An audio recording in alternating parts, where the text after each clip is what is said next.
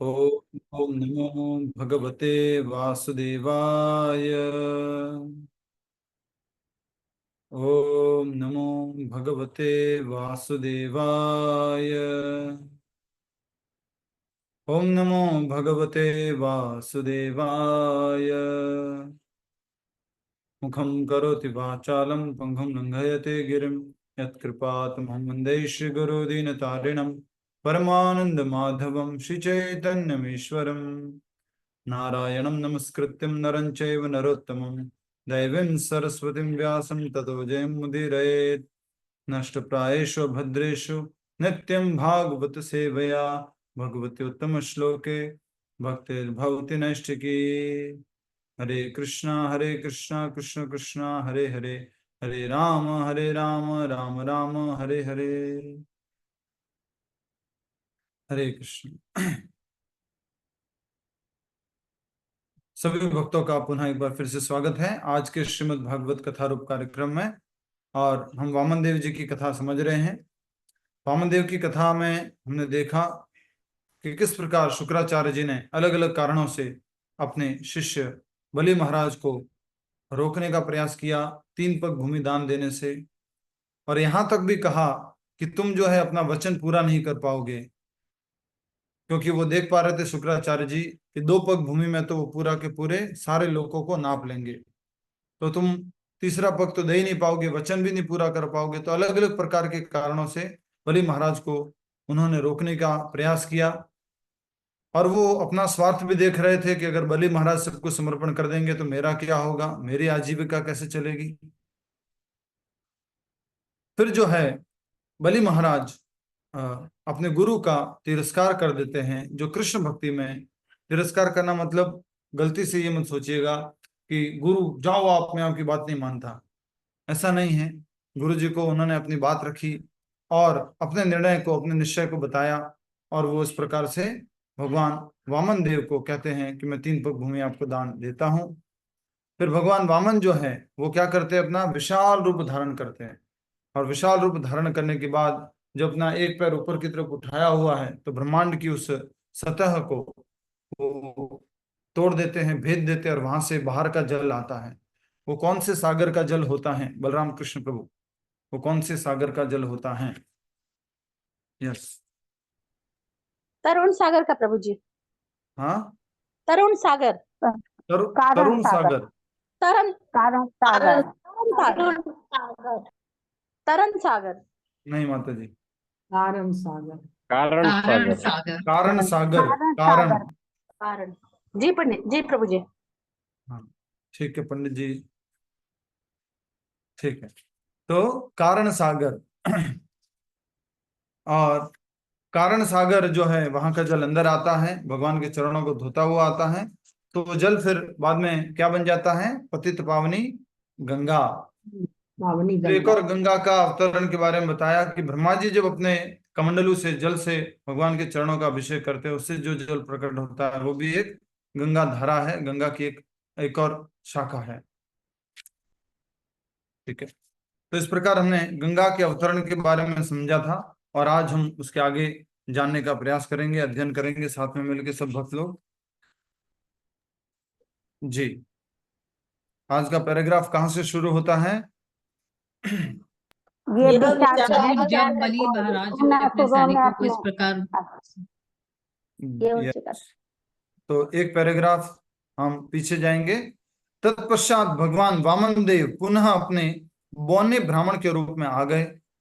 ब्रह्मा जी सहित समस्त देवगण विभिन्न सामग्रियों जैसे सुगंधित फूलों, जल, पाद्य, अर्घ्य, चंदन लेप, अगुरु लेप, धूप, दीप, खील, अक्षत धान, फल और कंदमूल आदि से उनकी पूजा करने लगे। पूजा करने के लिए वहां आ पहुंचे। भगवान वामन देव की पूजा करते समय देवगण उनके यशस्वी कार्यों का गुणगान भी कर रहे थे, और साथ ही वे नृत्य गायन करते हुए विविध वाद्य यंत्र एवं शंख बजा रहे थे। उस समय ऋक्षराज जाम्बवान अपना बिगुल बजाते हुए वहां आए और भगवान वामन की विजय के सम्मानार्थ एक भव्य उत्सव की घोषणा की। जब बलि महाराज के अनुयायियों ने देखा कि वामन देव ने छल द्वारा उनके स्वामी की संपूर्ण संपत्ति छीन ली। बलि महाराज कौन से कुल में थे? रामावतार जी। और कोई मत बोलना। बलि महाराज कौन से कुल में थे? रामावतार जी। दैत्य कुल में थे प्रभु हाँ जी। जी, दैत्य कुल में थे। दैत्य कुल में, बहुत बढ़िया, दैत्य कुल, असुर कुल में थे। तो वामन देव के जो साथ में अनुयायी थे वो जो है देख रहे कि अपने स्वामी की संपूर्ण संपत्ति जो है वो छीन ली गई है, तो अत्यंत क्रोधित होकर वे चिल्लाने लगे, यह वामन ब्राह्मण नहीं अपितु सबसे बड़ा छलिया भगवान विष्णु है। गीता में भी भगवान कहते हैं द्यूताम चलेताम अश्मि, जो द्रुत कीड़ा है उसमें मैं सबसे बड़ा छलिया हूं, जो छल है वो मैं हूं। तो भगवान कह रहे हैं, ये जो बलि महाराज के संगीगण कह रहे हैं, यह वामन ब्राह्मण नहीं अपितु सबसे बड़ा छलिया भगवान विष्णु है। ब्राह्मण के छद्म वेश में इसने अपने वास्तविक रूप को ढक लिया और देवताओं का भला करने के लिए यहाँ आया है। यजमान होने के कारण हमारे स्वामी बलि महाराज ने किसी को दंड नहीं देने का व्रत लिया हुआ है और इसी का लाभ उठाकर हमारे कट्टर शत्रु विष्णु ने छल द्वारा उनका राज्य छीन लिया। बलि महाराज सत्यव्रती हैं और इसलिए उन्होंने विष्णु का कोई प्रतिरोध नहीं किया, परंतु उनके अनुयायी होने के नाते हम इस वामन देव का वध करना हमारा, हमें अनुयायी होने के नाते इस वामन देव का वध करना हमारा कर्तव्य है। वामन देव का हमें वध करना है। कौन बोल रहे हैं? असुरगण। असुरगण सोच रहे हैं कि हम इस वामन देव का, जो कि विष्णु है, उसका हम वध कर देते हैं। ठीक है।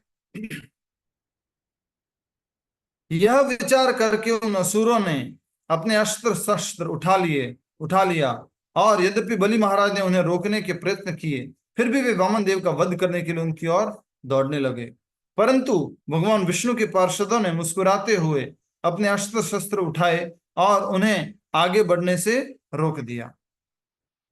तो जब असुर लोग आक्रमण कर रहे हैं, वो किसके पार्षद हैं? बलि महाराज के। इधर जो है भगवान विष्णु के पार्षद हैं, तो विष्णु के पार्षदों ने बलि महाराज के पार्षदों को रोक दिया। भगवान के ये पार्षद जैसे नंद, सुनंद, जय, विजय और गरुड़ अत्यंत बलवान हैं और असुरों द्वारा इनका प्रतिरोध किए जाने पर इन्हें अत्यंत सहजता से उनका वध करना आरंभ कर दिया। इन्हें अत्यंत सरलता से वध करना आरंभ कर दिया। किसने किसको प्रभु जी वध करना? इन्होंने होगा, इन्हें नहीं, इन्होंने, जी, यहाँ पर इन्हें नहीं होगा। असुरों द्वारा प्रतिरोध किए जाने पर इन्हें सहजता से वध करना प्रारंभ कर दिया। ठीक है, असुरों इन्होंने। को वध करना प्रारंभ कर दिया। इन्हें मतलब ठीक है, ओके ओके, नो प्रॉब्लम। तो कौन किसको वध कर रहा है यहाँ पर? देवतागण असुरों का वध कर रहे हैं। देवतागण असुरों का, पार्षद, देवतागण जो पार्षद है, जो है असुरों के, भगवान के पार्षद, देवता के पार्षद। हरे कृष्णा। तो जो भगवान के पार्षद हैं वो असुरों का वध कर रहे हैं। जब बलि महाराज ने अपने सैनिकों का इस प्रकार वध होते देखा तो उन्हें शुक्राचार्य का शाप स्मरण हो आया और उन्होंने असुरों को रोकते हुए कहा, हे विप्रचित्ती, हे राहु, हे नेमी, ध्यान पूर्वक मेरी बात सुनो। चूंकि वर्तमान काल हमारे पक्ष में नहीं है, इसलिए तुम तुरंत यह लड़ाई रोक दो। बलि महाराज 12 महाजन में से है, भगवान की परम भक्त हैं। हमने पढ़ा था कि वो प्रेम के सर्वोच्च स्तर तक उनकी भक्ति का पद था। और यहाँ पर देख रहे हैं कि शुक्राचार्य का शाप उनको स्मरण आया। शुक्राचार्य ने क्या स्मरण दिया, क्या शाप दिया था? रुक जाइए, बताएंगे आप में से। कृष्णा देवी जी, रंजना सोनी जी, नीतू जी, सुधा अग्रवाल जी, लतिका जी, कौन बताएंगे? ब्रजेश्वरी देवी जी, कोई बताइए आप में से। मीना कुमारी जी, कोई भी बताइए जिनका नाम लिया है। सीता सुंदरी माता जी बताइए। शुक्राचार्य ने बलि महाराज को क्या शाप दिया? दीपा अग्रवाल जी,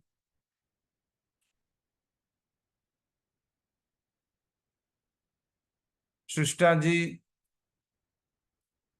इतने सारे लोगों के नाम ले रहे हो, कोई नहीं बता रहा है। ऐसे तुम्हारा मत करो सारा ना। ऐश्वर्य नष्ट हो जाएगा। ऐश्वर्य नष्ट हो जाएगा। देखिए, इसलिए कहता हूँ ना, वीडियो ऑन करके बैठा करो, यही कारण है एकमात्र। जिनके भी नाम लिए मैंने, ये सब वो लोग थे जिनका वीडियो बंद है। वीडियो ऑन करके बैठोगे तो आप अच्छे से आसानी से श्रवण कर पाओगे, आपका भला होगा। जैसे कि उदाहरण देता हूं, कोई आपके पास में बैठा हो, उसके पास में आप जप कैसा करेंगे? कोई देख रहा हो कि आप जप कर रहे हो, तो आप जप कैसा करोगे? हरे कृष्ण कृष्ण कृष्ण हरे हरे, हरे राम राम राम हरे हरे, हरे कृष्ण कृष्ण कृष्ण हरे हरे, हरे राम।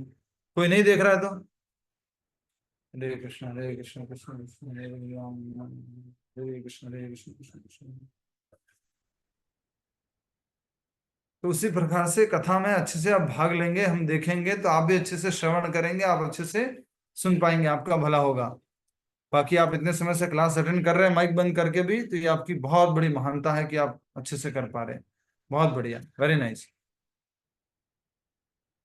जी। जब बलि महाराज ने अपने सैनिकों का इस प्रकार वध होते हुए देखा तो शुक्राचार्य का शाप उनको स्मरण आ गया और उन्होंने असुरों को रोकते हुए कहा। तो शुक्राचार्य का शाप था कि आपका समस्त ऐश्वर्य, आपकी ख्याति, सब कुछ क्या हो जाएगी? समाप्त हो जाएगी। तो शुक्राचार्य जी का उनको ये शाप जो है उनको याद आ गया। फिर उन्होंने अपने साथी असुर गणों को कहा, हे विप्रचित्ति, हे राहु, हे नेमी, ध्यान पूर्वक मेरी बात सुनो। क्योंकि वर्तमान काल हमारे पक्ष में नहीं है, इसलिए तुम तुरंत यह लड़ाई रोक दो। भगवान ही सुख दुख प्रदान करने वाले हैं और इस सृष्टि में कोई भी व्यक्ति उनके समान अथवा उनके उनसे श्रेष्ठ नहीं है। कौन बोल रहा है? बलि महाराज। असुर राज बलि महाराज क्या कह रहे हैं कि अभी वर्तमान काल हमारे अनुकूल नहीं है, तुम लड़ाई करना रोक दो। आगे की लाइन किसी असुर ने नहीं बोली आज तक। बड़ी बड़ी बातें बहुत सारे असुरों ने बोली है कि क्यों शोक करती हो भाभी, आत्मा है, शरीर नहीं है, वो भैया तो चले गए और हम किसी मृत व्यक्ति पर शोक करने की आवश्यकता नहीं है। बहुत बढ़िया बढ़िया बातें हिरण्यकश्यप ने भी बोली थी, लेकिन ये बात और कोई नहीं बोलता है। थोड़ी थोड़ी इनडायरेक्ट बात बोली है हिरण्यकश्यप ने भगवान के बारे में भी, विधाता के बारे में भी, लेकिन यहाँ पर क्या कह रहे हैं? भगवान ही सुख दुख प्रदान करने वाले हैं और इस सृष्टि में कोई भी व्यक्ति उनके समान अथवा उनसे श्रेष्ठ नहीं है। इसको क्या बोलते हैं? असमो ऊर्ध्व। असमो ऊर्ध्व क्या मतलब हुआ? असमो ऊर्ध्व का असमो ऊर्ध्व ना क्या तो मतलब? उनके समान कोई था और ना उनके समान कोई होगा। न तो कोई उनके समान है, न उनसे कोई श्रेष्ठ है। असम ऊर्ध्व। हरे कृष्ण। एक विश्रुत को पावर बैंक दे के भेज दो ना, विश्रुत के पास पावर बैंक है, वो दे के भेज दीजिए। विश्रुत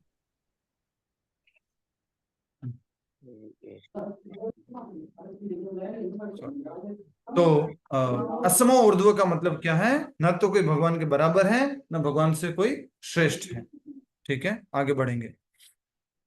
ये बलि महाराज कह रहे हैं, भगवान का प्रतिनिधित्व करने वाला काल पहले हमारे अनुकूल था। भगवान का प्रतिनिधित्व करने वाला काल क्या मतलब हुआ इसका, राजेंद्र जी? जो समय है जो भगवान का प्रतिनिधित्व करता है वो पहले इनके अनुकूल था। यस, भगवान का प्रतिनिधित्व मतलब कि जैसे हैं भगवान, तो भगवान ने अपना एक प्रतिनिधि रखा हुआ है, तो ये काल भी भगवान का प्रतिनिधि है। और इसलिए भगवान ने खुद ने क्या कहा है भगवत गीता में? कालोस्मि लोक क्षय प्रवृद्धो, मैं क्या हूं? काल हूं। तो ये काल भी भगवान का प्रतिनिधि है। इसलिए बलि महाराज कह रहे हैं, भगवान का प्रतिनिधित्व करने वाला काल पहले हमारे अनुकूल था, परंतु इस समय वह हमारे प्रतिकूल हो चला है। जब तक नियति हमारे पक्ष में नहीं है तब तक हम विजय प्राप्त नहीं कर सकते। इसलिए उन अनुकूल समय की इसलिए उस अनुकूल समय की प्रतीक्षा करो जब हम आसानी से अपने शत्रुओं को परास्त कर पाएंगे। अनुकूल समय की प्रतीक्षा करो। तो ये इससे पहले भी चर्चा हुई थी, जब देवता लोग किसके पास गए थे? भगवान के पास गए थे, तब भगवान ने कहा था कि भगवान ने कहा था कि अभी तुम्हारा समय अनुकूल नहीं है, और उनके गुरु ने कहा था बृहस्पति ने कि तुम्हारा अनुकूल समय नहीं है, तुम क्या करो, यहाँ से भाग जाओ, छुप जाओ, अदृश्य हो जाओ। समुद्र मंथन से पहले। जी, तो इसलिए एक बहुत सुंदर बात हमें समझने की है कि कभी भी हमें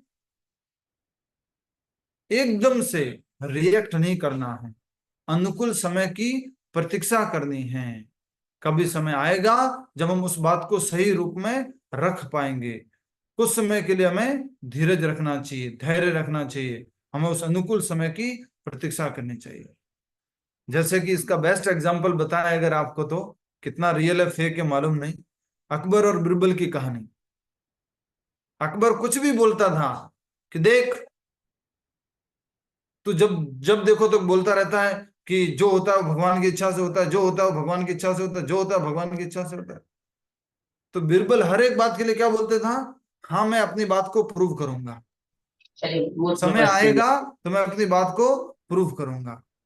ओ,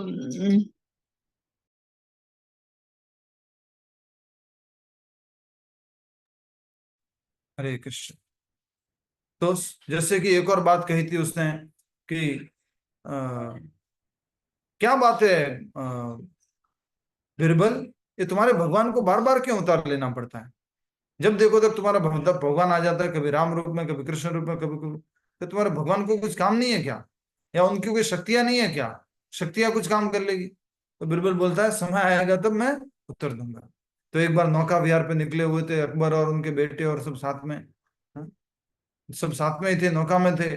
और बिरबल ने जानबूझ करके क्या कर दिया, उस अकबर के बेटे को धक्का दे दिया।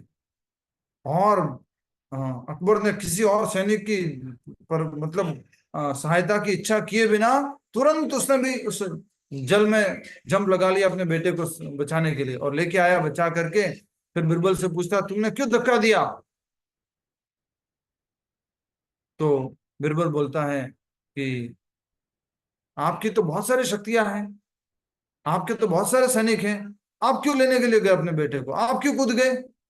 नहीं नहीं, मेरा बेटा है, मैं स्वयं जाना चाहता था, इसका कुछ भी नुकसान नहीं करना देख सकता था। तो बिरबल बोलता है मैं आपके प्रश्न का उत्तर दे रहा हूँ कि हमारे भगवान बार बार क्यों आते हैं। हम सब लोग उनके बेटे हैं और हमारी रक्षा करने के लिए भगवान बार बार आते हैं, स्वयं आते हैं, उतना प्रेम करते वो हमारे से। तो इस प्रकार बहुत सारी बातें हैं। तो कहने का अर्थ हुआ हमें अनुकूल समय की प्रतीक्षा करनी चाहिए।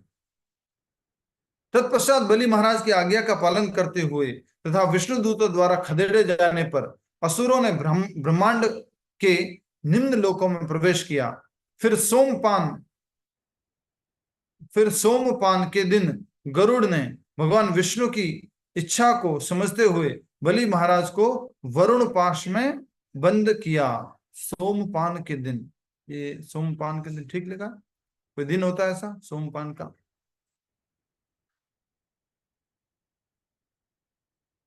भागवत में देख के बताओ।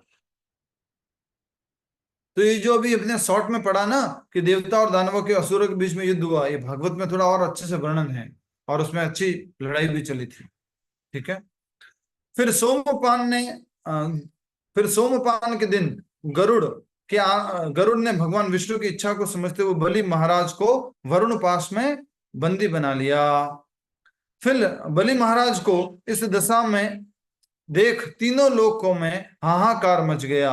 यद्यपि बलि महाराज निस्तेज हो चुके थे, परंतु उनका हृदय अभी भी भगवान विष्णु को संतुष्ट करने के लिए दृढ़ निश्चय था। अभी भी उनके मन में क्या हो रहा है कि मैं भगवान की सेवा करूं, और इसीलिए अपनी संपूर्ण संपत्ति खोए जाने पर भी वे विचलित नहीं हुए, 1% भी विचलित नहीं हुए। ये बलि महाराज सब कुछ खो दिया, वरुण पाश में बंद गए, लेकिन फिर भी वो विचलित नहीं हो रहे।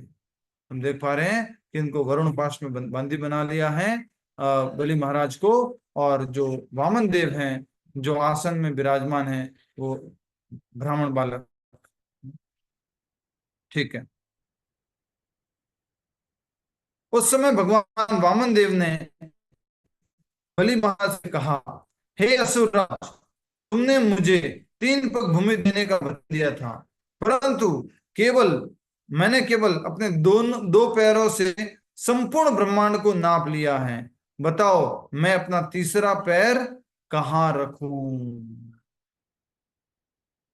तुमने क्या वरदान दिया था कि मैं तुम्हें 3 पग धरती दूंगा, पर मैंने तो 2 पग में सब नाप लिया है। अब तुम अपने वरदान को पूरा करने में असमर्थ हो, अब मुझे बताओ कि मैं तीसरा पैर कहाँ रखूं। यस, क्योंकि दान देने का वचन देकर तुमने उसे पूरा नहीं किया, इसलिए तुम्हें निम्न लोकों में जाना होगा। अपनी संपत्ति पर मिथ्या अभिमान के कारण तुमने मुझे भूमि देने का वचन तो दिया, परंतु अब उसे पूरा नहीं कर पा रहे हो। इस दोष तथा शुक्राचार्य की आज्ञा अनुसार तुम्हें कुछ वर्षों के लिए पृथ्वी के नीचे के लोकों में रहना होगा। पृथ्वी के नीचे के लोकों में रहना होगा।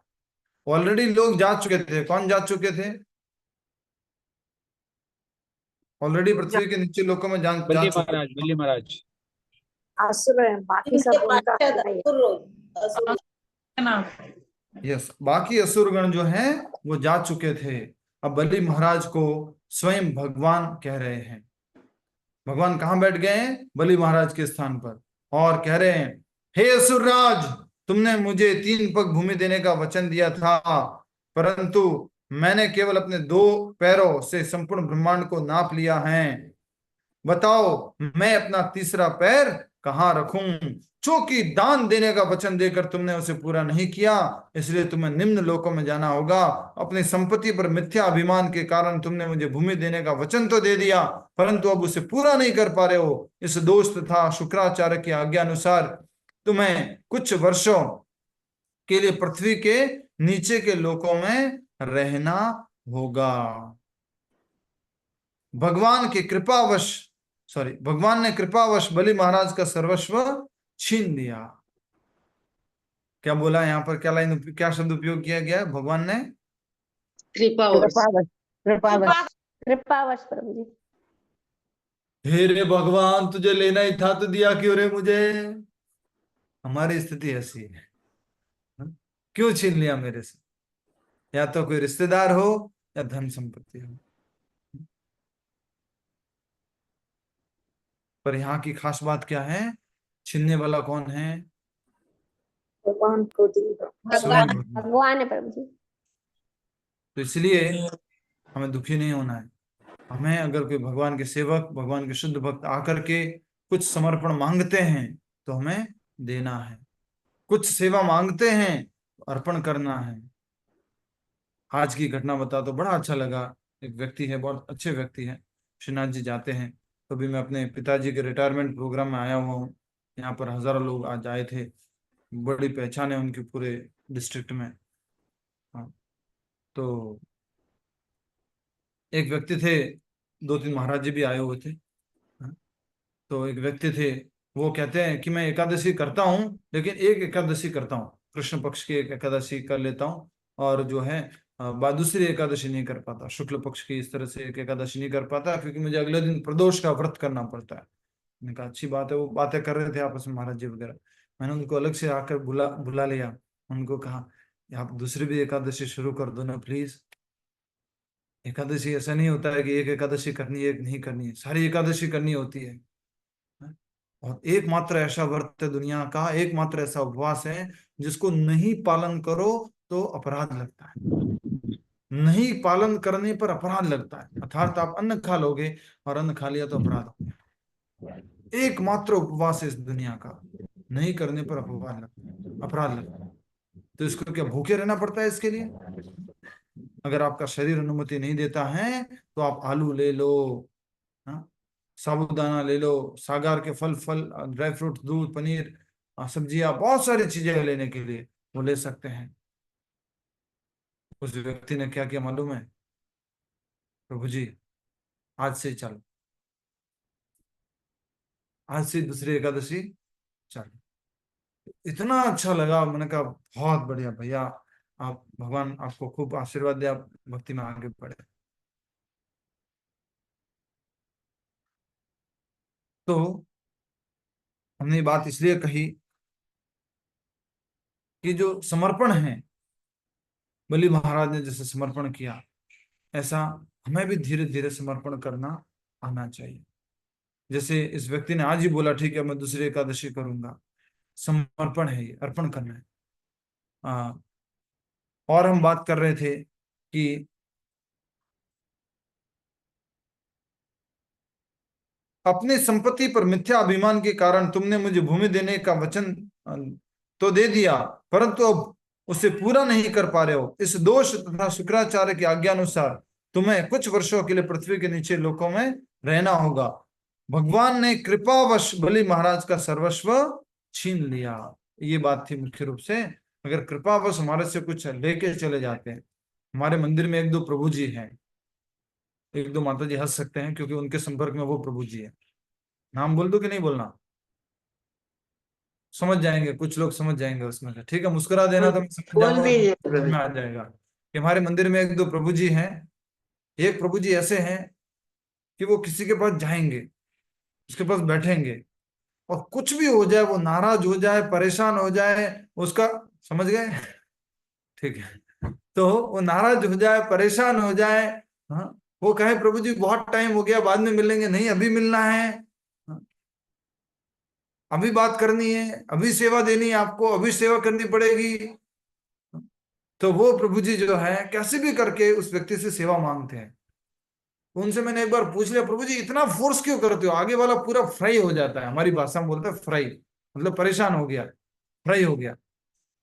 प्रभु जी बोलते कोई बात नहीं, अगर जबरदस्ती भी उससे ले रहा हो ना, उसमें उसका भला है, उसके ऊपर कृपा है। तो यहाँ पर जो बात हमने देखी, बलि महाराज ने कैसे लिया था? छल करके, जबरदस्ती छीन लिया था। तो सॉरी, बलि महाराज ने नहीं, वामन देव ने। तो भगवान ने कृपावश बलि महाराज का सर्वस्व छीन लिया और संपूर्ण विश्व को अपने भक्त की सहनशीलता का प्रदर्शन करने के लिए भगवान ने उन्हें बंदी बना लिया। जब बलि महाराज ने देखा कि वे अपना वचन पूरा नहीं कर पाए और उनका बंधक ऐश्वर्य में उनसे कहीं अधिक महान हैं, उन्होंने उत्तर दिया, हे भगवान, यदि आपको लगता है कि मैंने अपने वचनानुसार आपको दान नहीं दिया है, तो निश्चित ही मैं इसकी व्याख्या करूंगा। निश्चित निश्चित ही मैं इसकी व्यवस्था करूंगा। अच्छा एक बात बताओ, मान लीजिए आपने कुछ वचन दिया है और आपको एक आदमी रोक भी रहा है। इधर देखो, प्रैक्टिकल देखो।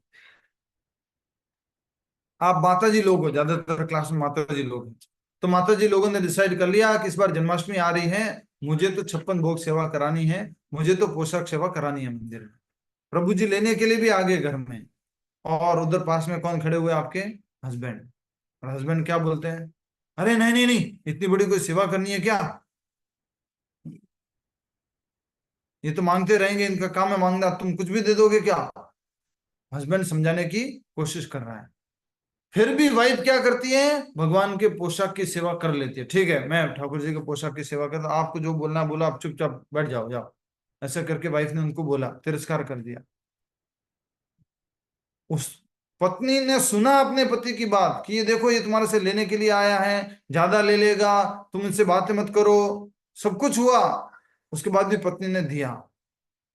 पति ने बोला, नहीं नहीं तुम ज्यादा मत बातें करना, सब कुछ ले लेगा, और भी ले लेगा, जन्माष्टमी की भी ले लेगा, राधाष्टमी की भी ले लेगा, भगवान प्रभुपाद जी के आविर्भाव दिवस की भी ले लेगा, और बलराम पूर्णिमा की भी ले लेगा, ज्यादा तुम इससे बात मत करना। तो हुआ ये कि उसने तो बड़ा विश्वास करके अपने पति को ठुकराया कि प्रभु जी आए, मैं सेवा दे देती हूँ, दे देती हूँ, ठीक है, प्रभु जी छल नहीं करेंगे मेरे साथ, मुझे विश्वास है। जैसे बलि महाराज ने क्या बोला था, मुझे विश्वास है भगवान विष्णु मेरे से छल नहीं करेंगे। पर वो प्रभु जी क्या करते हैं? अरे माता जी बहुत बढ़िया, आपने अच्छी जन्माष्टमी की सेवा कर दी, लेकिन एक बात बताओ माता जी, भगवान कृष्ण से भी ज्यादा इंपॉर्टेंट है राधा रानी को खुश करना। राधा रानी के जन्म दिवस पर अगर आपने सेवा कर दी ना, तो भगवान कृष्ण तो वैसे ही खुश हो जाएंगे। तो मैं चाहता हूँ ये एक और सेवा है, राधा रानी के पोशाक की सेवा, ये भी आप करो। ऐसे करके उनसे और भी सेवाएं ले ली। पति की बात नहीं सुनी, और भी सेवा कर ली। जिस प्रकार से हम बलि महाराज की बात देख रहे हैं, गुरु की बात को नहीं सुना और वो सब कुछ अर्पण करते गए। तो यहाँ पर जो हम बात देख रहे हैं कि जब बलि महाराज ने देखा कि वे अपना वचन पूरा नहीं कर पाए और उनका बंधक ऐश्वर्य में उनसे कई अधिक महान है। उनका बंधक कौन है? उनका बंधक कौन है प्रभु जी? भगवान बामन देव उन्होंने तो बंधक वही तो होता है जो बंदी बनाता है, बंधक वो है।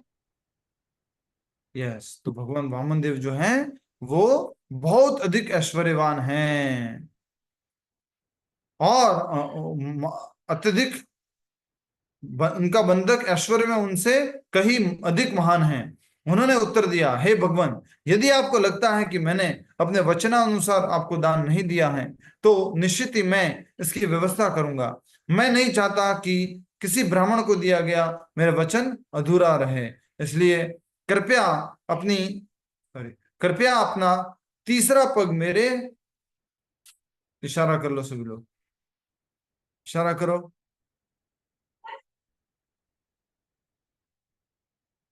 तीसरा पग कृपया करके मेरे सिर पे रखें। ये बलि महाराज का समर्पण है, फुल सरेंडर, आत्मनिवेदनम, कंप्लीट सरेंडर।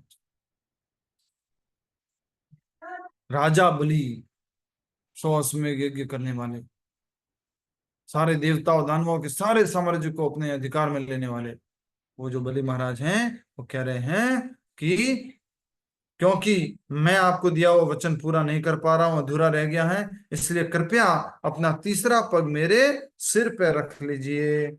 मुझे अपनी धन संपत्ति छीन जाने का, नारकीय लोकों में रहने तथा आपके द्वारा बंदी बनाए जाने का या दंडित होने का भय नहीं है। मुझे केवल ब्राह्मणों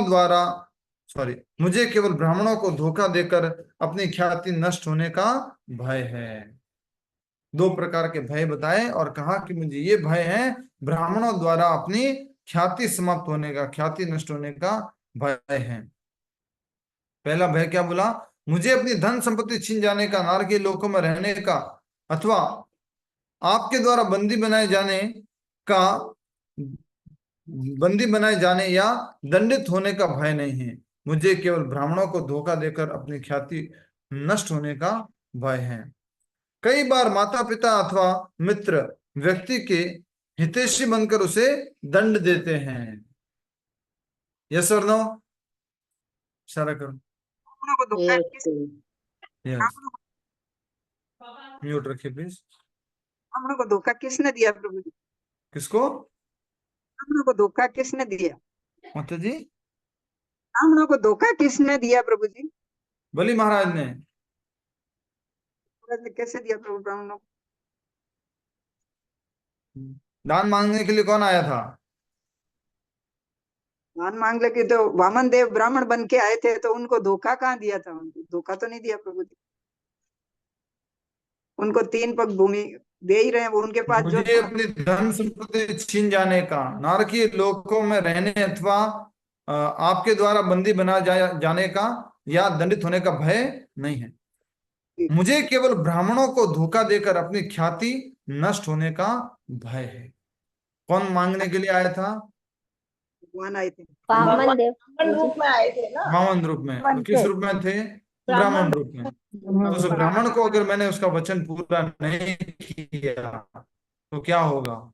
मेरी ख्याति नष्ट हो जाएगी। मुझे इस चीज का भय है। ठीक है। कई बार माता पिता अथवा मित्र व्यक्ति के हितैषी बनकर उसे दंड देते हैं, परंतु जिस प्रकार का दंड आपने मुझे दिया है वैसा दंड किसी को नहीं दिया जाता। चूंकि आप मेरे पूजनीय देव हैं, इसलिए मैं जानता हूं कि आपका यह दंड मुझ पर आपकी विशेष कृपा है।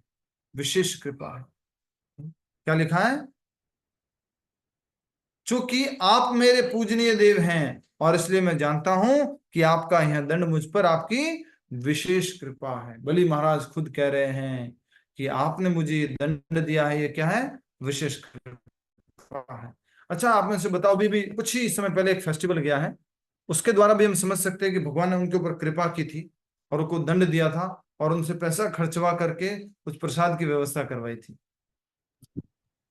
प्रभु जी, पानी हटी उत्सव, पानी हटी उत्सव, उसमें भी नित्यानंद प्रभु ने रघुनाथ दास गोस्वामी को दंड दिया था, और दंड दे के क्या किया था कि तुम जो सर्वत्र सब जगह जितने भी लोग हैं उनमें प्रसाद का वितरण करवाओ, दही चीड़ा का वितरण करवाओ। उसी प्रकार यहाँ पर जो बलि महाराज हैं वो भी कह रहे हैं, कई बार माता पिता अथवा मित्र व्यक्ति के हितैषी बनकर उसे दंड देते हैं, परंतु जिस प्रकार का दंड आपने मुझे दिया है वैसा दंड किसी को नहीं दिया जाता। क्योंकि आप मेरे पूजनीय देव हैं, इसलिए मैं जानता हूं कि आपका यह दंड मुझ पर आपकी विशेष कृपा है।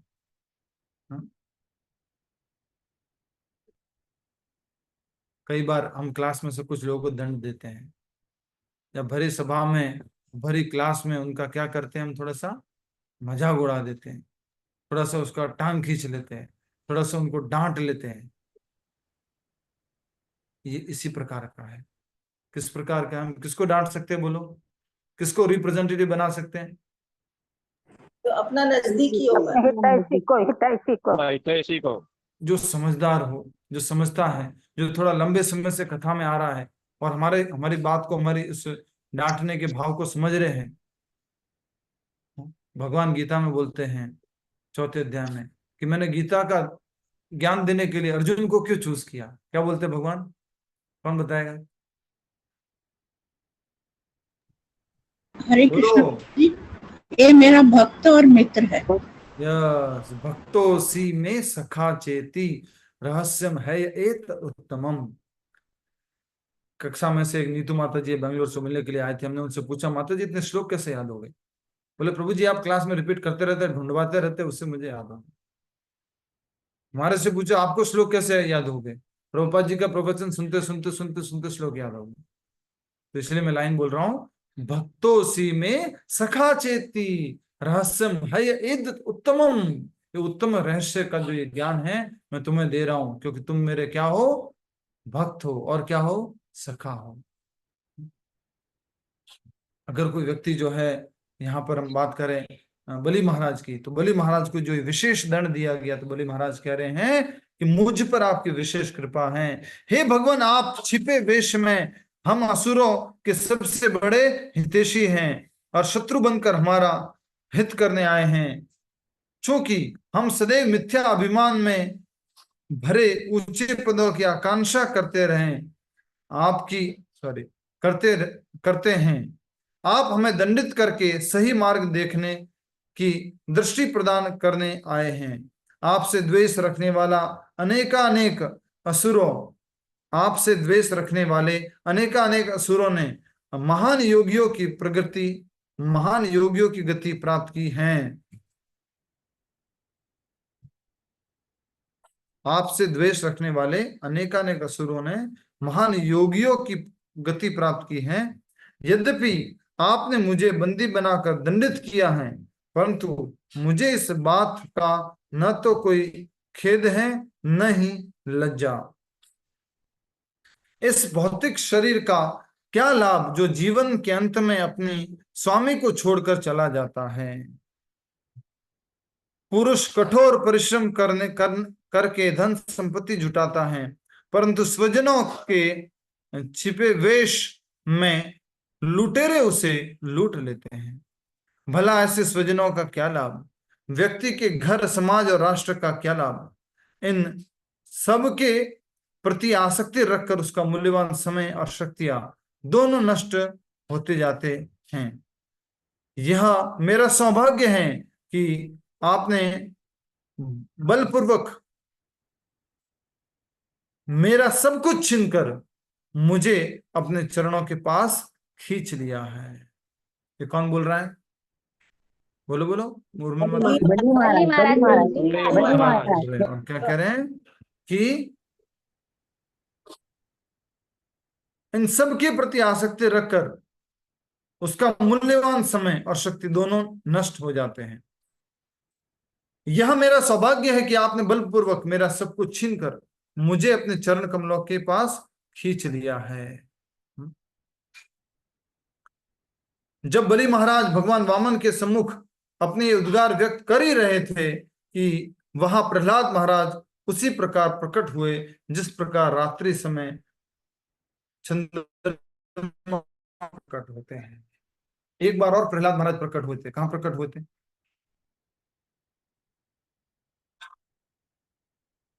बताओ जल्दी से, माइक म्यूट करके बोलो। वही उन्होंने यज्ञ बलि कर रहे थे, माला माला पहना। माला भेंट की थी उन्होंने। या जब वह यज्ञ कर रहे थे तब जो है भगवान प्रहलाद महाराज जो है वो प्रकट हुए थे और उन्होंने उनको एक माला भेंट की थी। बहुत बढ़िया। नेक्स्ट।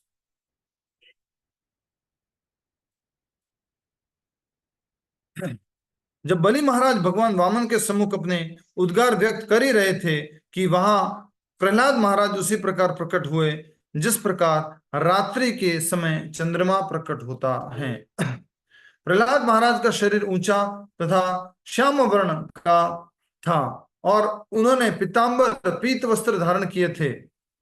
उनके विशाल नेत्र कमल पुष्प और पंखुड़ियों के समान दिख रहे थे। उनकी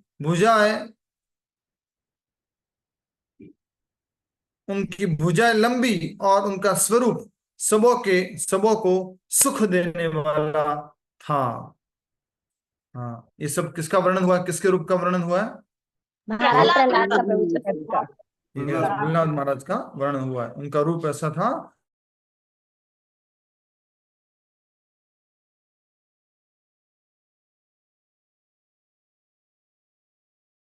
बलि महाराज अपने दादाजी को बंद कर दिया था क्या? प्रभु जी बीच में हैंग हो गया था। नहीं, आपका नेटवर्क। अच्छा, नहीं बंद कर किया रिकॉर्डिंग। ठीक है, अब चालू कर दिया तो चल रहा है, शुरू से चल रहा है। यस। ठीक है। वरुण पाश में बंधे होने के कारण बलि महाराज अपने दादाजी को ठीक से प्रणाम नहीं कर पाए और केवल अपना सिर झुकाया। भगवान वामन द्वारा बंदी बनाए जाने पर बलि महाराज ने स्वयं को उनका अपराधी माना और उनका मन गलाने से भर उठा। यह सोचकर कि उनके इस अपराध के यह सोचकर कि उनके इस अपराध से उनके पितामह अवश्य प्रसन्न होंगे, लज्जावश बलि महाराज का सिर झुका था और उनकी आंखों से निरंतर अप्रसन्न प्रभु प्रसन्न नहीं है, अप्रसन्न। वाह, क्या बात, धन्यवाद। यह सोचकर कि उनके इस अपराध से उनके पितामह अवश्य अप्रसन्न होंगे। यह है भक्त की महिमा। क्या कहा जा रहा है? अप्रसन्न होंगे। कौन से अपराध से? क्या अपराध लग जाता है इनको, मिथिलेश माता जी?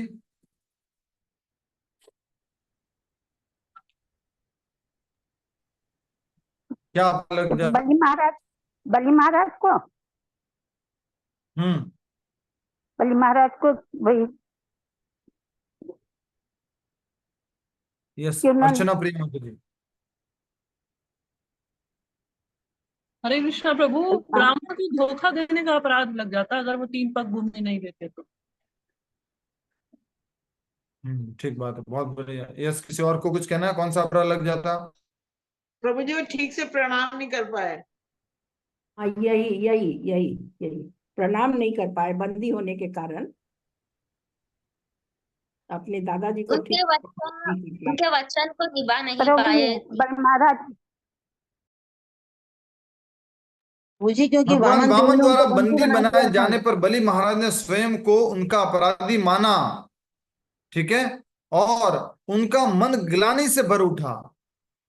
क्यों? क्योंकि कुछ अपराध किया है और वरुण पास ने मुझे बांध लिया है, भगवान ने मुझे बांध दिया है। यह सोचकर कि उनके इस अपराध से उनके पितामह अवश्य प्रसन्न होंगे।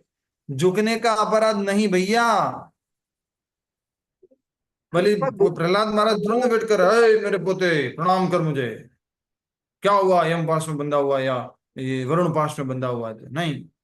कौन सा अपराध समझ रहे थे बलि महाराज? मैं अपना वचन पूरा नहीं कर पाया, ब्राह्मण को उसका पूरा दान नहीं दे पाया। मैं उस प्रहलाद महाराज का वंशज हूं कि मैं उनको दान नहीं दे पाया। इस बात की उसको ग्लानि थी और इस कारण से वो कह रहा है, यह सोचकर कि उनके इस अपराध से उनके पितामह अवश्य अप्रसन्न होंगे, लज्जावश बलि महाराज का सिर झुका था और उनकी आंखों से निरंतर आंसू बह रहे थे। समझ में आ रहा है कुछ? टीचर ने डांट दिया, टीचर ने बंदी बना दिया अपने को, और उसी समय कौन आ जाते हैं? दादाजी। और दादाजी को देख करके आप क्या करेंगे? खुश होंगे, अरे दादू छुड़ा दो मुझे, दादू प्लीज छुड़ा दो। दादाजी को देख करके क्या होगा? सिर झुक जाएगा कि आपका पोता होते होते हुए भी मैंने ये काम ढंग से नहीं किया और इस कारण से मुझे बंदी बना दिया। बलि के सिंहासन पर विराजमान भगवान वामन देव अपने पार्षदों की स्तुतियां स्वीकार कर रहे थे। जब प्रहलाद महाराज ने उन्हें देखा तो हर्षोल्लास से भाव विभोर होकर वे रोने लगे। वामन देव के सम्मुख आकर प्रहलाद महाराज ने उन्हें दंडवत प्रणाम किया और बोले, हे भगवान, आपने ही बलि को तीनों लोकों का साम्राज्य प्रदान किया था और अब आपने ही उससे वह छीन लिया है। मेरे विचार से ये दोनों व्यवहार आपकी कृपा का प्रमाण है। बलि का ऐश्वर्य उसे अज्ञानता के गहरे गर्त में ले जा रहा था और उससे सब कुछ छीनकर आपने उसके ऊपर विशेष कृपा की है।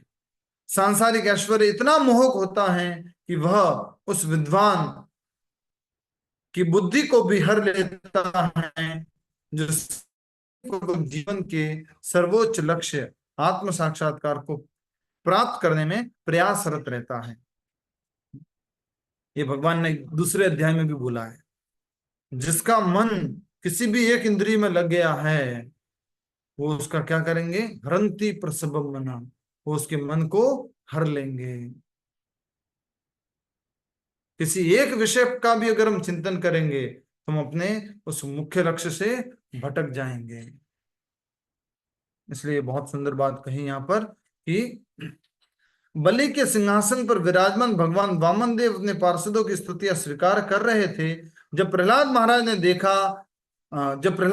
ने उन्हें देखा तो हर्षोल्लास से भाव विभोर होकर वे रोने लगे। वामन देव के सम्मुख आकर प्रहलाद महाराज ने उन्हें दंडवत प्रणाम किया और बोले, हे भगवान, आपने ही बलि को तीनों लोकों का साम्राज्य प्रदान किया था और अब आपने ही उससे वह छीन लिया है।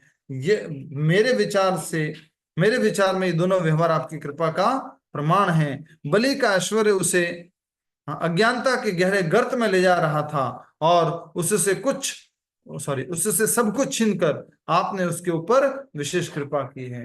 बलि को क्या आ रहा था? ये सब प्राप्त करके, स्वर्ग के ऐश्वर्य आदि प्राप्त करके बलि को क्या आ रहा था? अहंकार। बलि का ऐश्वर्य उसे अज्ञानता के गहरे गर्त में ले जा रहा था और उससे सब कुछ छीनकर आपने उसके ऊपर विशेष कृपा की है। सांसारिक ऐश्वर्य इतना मोहक होता है कि वह उस विद्वान व्यक्ति के सांसारिक ऐश्वर्य इतना मोहक होता है कि वह उस विद्वान व्यक्ति की बुद्धि को भी हर लेता है जो सावधानी पूर्वक जीवन के सर्वोच्च लक्ष्य आत्म साक्षात्कार को प्राप्त करने में प्रयासरत रहता है। बहुत ही सुंदर बात बोली है यहाँ पर। सांसारिक ऐश्वर्य का ये दर्शन हम देख सकते हैं। वामन देव जो है बलि के सिंहासन पर बैठे हैं और बलि को जो है वरुणपास ने बंधन में डाल दिया है। धन्यवाद। बलि का ऐश्वर्य उसे अज्ञानता के गहरे गर्त में ले जा रहा था और उससे सब कुछ छीनकर आपने उस पर विशेष कृपा की है। सांसारिक ऐश्वर्य इतना मोहक होता है कि वह उस बुद्धिमान व्यक्ति की बुद्धि को भी हर लेता है जो सावधानी पूर्वक जीवन के सर्वोच्च लक्ष्य आत्म साक्षात को प्राप्त करने में प्रयासरत रहता है। भगवद गीता में सेम ऐसा ही श्लोक है। कौन सा श्लोक है बताओ? दूसरे अध्याय में सेम। आपका समय समाप्त होता है अब। 10, 9, 8, 7, 6, 5, 4:30, 4, 3, भोग ऐश्वर्य पृथक्तानां तया अपहृत चित्सम। नहीं व्यवसायत्मिका बुद्धि समाधान होती है। नहीं। क्या प्रश्न क्या पूछा मैंने? इसी तरह की बात भगवत गीता में है, दूसरे अध्याय में है, इतना भी बोल दिया। दूसरे अध्याय में लास्ट वाले भागों में है, इतना भी बोल दिया। प्रभु जी 71। प्रभु जी 41 में। माता जी 41 लास्ट वाला भाग है। क्यों ऐसे मेरा मजाक उड़ा रहे हो आप? यस, कौन बताएगा? अभी किसने बताया 71? 71 में क्या लिखा है, पढ़ के बताओ। जिस व्यक्ति ने इंद्रिय तृप्ति की समस्त इच्छाओं को परित्याग कर दिया है, जो इच्छाओं से रहित रहता है और जिसने सारी ममता त्याग दी है तथा अहंकार से रहित है, वही वास्तविक शांति को प्राप्त कर सकता है। मेरा प्रश्न क्या है? अब तो बता दो भाई, इतना टाइम मिल गया आपको। दूसरे अध्याय के लास्ट वाले श्लोकों से पेज पलटते ना तो भी मिल जाता है। 2.67। अर्चना माता जी बोलिए। 67। 2.66। 63। एक बोल रहा है 67। 63 में क्या है, पढ़िए अनुवाद। क्रोध से पूर्ण मोह उत्पन्न होता है और मोह से माते नहीं, कहाँ आप चले गए? होती है। माता जी प्रश्न क्या है? प्रश्न ये है कि सांसारिक ऐश्वर्य इतना मोहक होता है कि उस विद्वान व्यक्ति की बुद्धि को भी हर लेता है, जो सावधानी पूर्वक जीवन के सर्वोच्च लक्ष्य से आत्म साक्षात्कार को प्राप्त करने में प्रयासरत रहता है। 72 नहीं है, 67 है। 67 में हरे कृष्णा प्रभु जी। यस 67 है। बोलिए सुमन माता जी। 2.60। हरे कृष्णा प्रभु जी। जिस प्रकार पानी में तैरती नाव को प्रचंड वायु दूर बहा ले जाती है, उसी प्रकार विचरणशील इंद्रियों में से कोई एक जिस पर मन निरंतर लगा रहता है, मनुष्य की बुद्धि को हर लेती है। इसमें विवेकवान शब्द आया, विवेकवान। विचरणशील प्रभु जी 2.60 में है, विवेकी पुरुष के मन को भी बलपूर्वक हर लेती है। हाँ बोलिए, अनुवाद बोलिए। हरे कृष्णा प्रभु जी।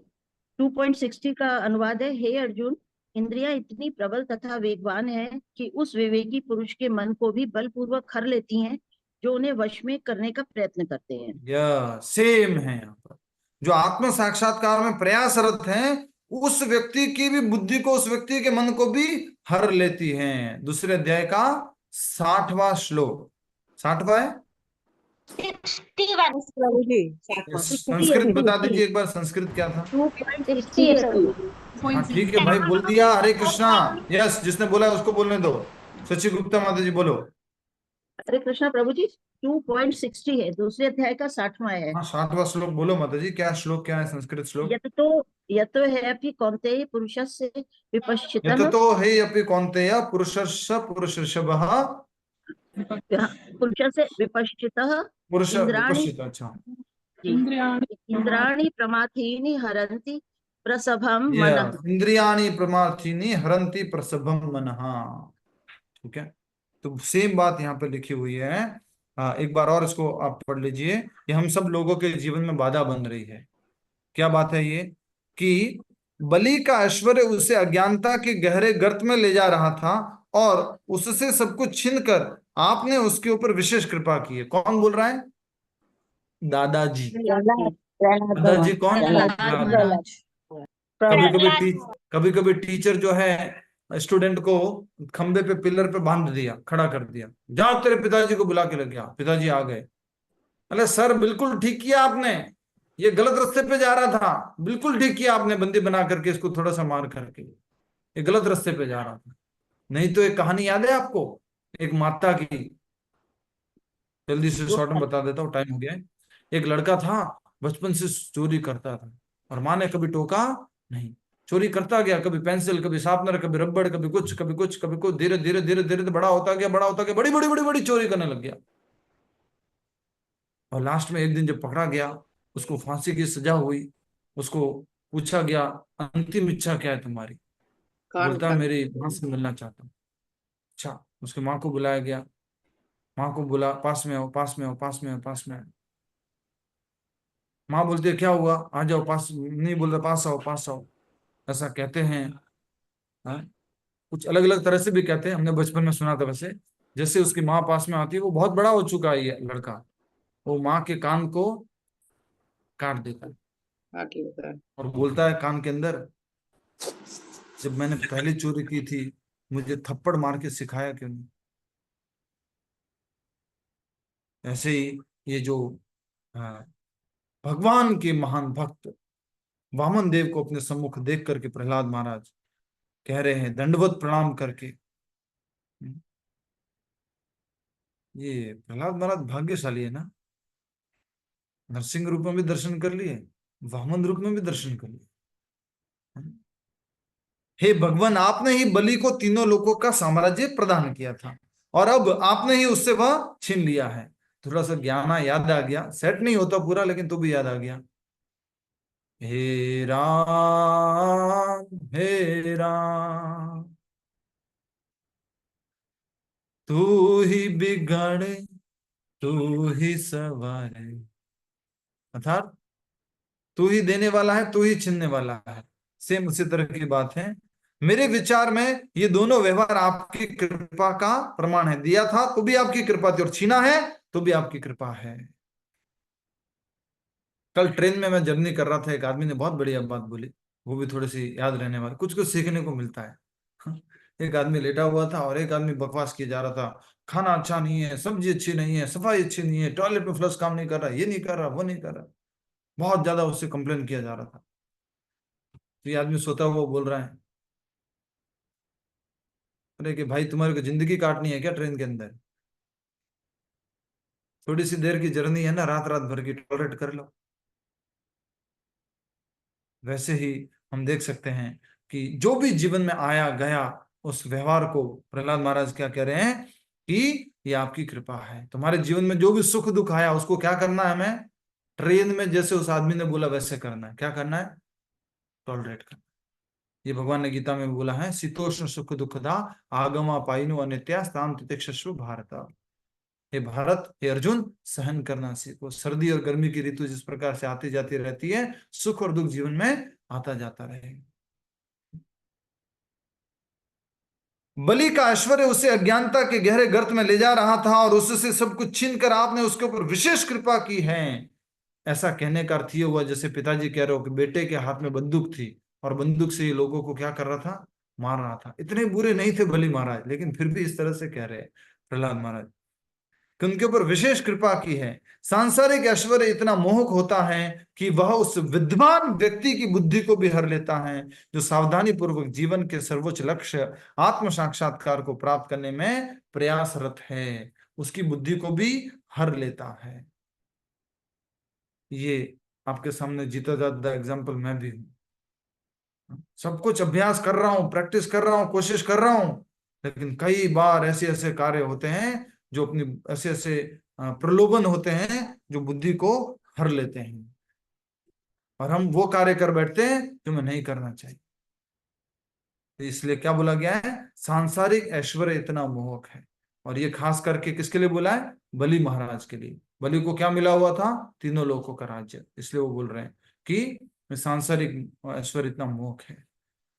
ठीक है, प्रहलाद महाराज ने हाथ जोड़े और वामन देव के सम्मुख खड़े ब्रह्मा जी, ये कलम पढ़ेंगे। आज यहीं पर हम समाप्त करते हैं। हरे कृष्णा। ग्रंथराज श्रीमद् भागवत महापुराण की जय। जगत गुरु श्रील प्रभुपाद की जय। तो अपना वचन पूरा किया क्योंकि उन्होंने वामन देव का शरीर देखा, उनके छोटे से पैर देखे तो उन्होंने समझा कि इतने छोटे से पैर कितनी भूमि ले सकते हैं। इसके लिए उन्होंने कमिट किया कि यस, आप जो मांग रहे हैं मैं दूंगा। तो उनको तो ये नहीं मालूम था कि इनका रूप कुछ अलग है। अगर वो उनको उनका रूप के लिए पता चलता तो शायद कमिट ना करते। तो उन्होंने तो अपनी कमिटमेंट निभाने का तो पूरा पूरा प्रयास किया। तो वो छल तो नहीं किया, बलि महाराज ने वचन का पालन तो किया। ये तो छल भगवान का था कि उन्होंने छोटे पैर बलि दिखा के बड़े महाराज ने पैर सब दिए। कुछ सही किया, बलि महाराज ने सब कुछ सही किया, लेकिन बलि महाराज को उनके गुरु ने पहले ही बोल दिया था ये विष्णु है, ये 2 पग में तुम्हारा सब कुछ नाप लेगा, तुम अपना वचन भी नहीं पूरा कर पाओगे। ऑलरेडी मालूम था बलि महाराज को, मालूम होते हुए उन्होंने कहा अगर ये विष्णु है तो भी मुझे कोई प्रॉब्लम नहीं है, मैं सर्वस्व दे दूंगा। तो बलि महाराज को पता था कि ये विष्णु है और ये सब कुछ ले लेंगे मुझसे। ठीक है। हाँ जी, सर्वस्व तो दे ही दिया। यस। कमिटमेंट तो पूरा किया था उन्होंने। कमिटमेंट भी कमिटमेंट पूरा किया किया पूरा कहने किया। के लिए, लेकिन ये हाँ भक्त और भगवान की लीला देखो। भगवान भी छल कर रहे हैं तो बलि महाराज भी उस छल में क्या कर रहे हैं, हिस्सा बन रहे हैं। जानबूझ के कह रहे हैं हाँ हाँ हाँ आप, मैं तो 2 ही पग धरती दे पाया, तीसरा दे नहीं। वो भी छल में क्या बन रहे, हिस्सा बन रहे हैं। आप भगवान आप ठीक बात कह रहे हैं। भगवान की कृपा चाहिए थी। हाँ। उन्होंने पहले ही समर्पण कर दिया था। ठीक है। यही तो शुद्ध भक्त के लक्षण है ना। ये शुद्ध भक्त के लक्षण है। प्रभु जी, प्रभु जी प्रभु एक जी आप घर हैं। सेंटेंस, हरे कृष्णा, हाँ बोलिए। एक सेंटेंस आया था प्रभु जी की जहाँ पे कह रहे हैं बलि महाराज कि आप मेरे पूजनीय देव हैं। तो बलि महाराज तो असुर है, और हम लोग ने भगवत गीता में भी पढ़ा है कि जो कृष्ण कहते हैं कि जो मतलब सात्विक होते हैं, और मतलब सात्विक होते हैं वो मेरी पूजा करते हैं, जो असुर होते हैं वो तमो होते हैं, वो राक्षसों की पूजा करते हैं, ऐसा हमने पढ़ा था। तो ये मतलब बलि महाराज के पूजनीय देव कैसे हुए विष्णु जी, वो मुझे नहीं समझा। प्रहलाद महाराज की पूजनीय कैसे हुए नरसिंह भगवान? तो मतलब वो खुद ही मतलब उनके एक भक्त बन के ही जन्म लिए थे। क्योंकि उन्होंने परम भक्त नारद मुनि से भगवान के विषय में सुना था, शुद्ध भक्त से। और बलि महाराज प्रहलाद महाराज के पोते हैं।